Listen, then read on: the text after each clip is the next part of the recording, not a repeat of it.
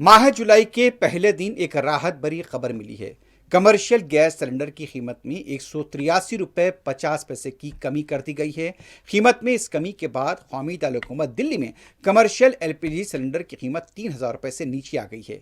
इससे पहले गुज़िश्ता 6 माह में 7 मरतबा कमर्शियल गैस सिलेंडर की कीमत में इजाफा किया गया था। यह इजाफा तकरीबन 90% का था।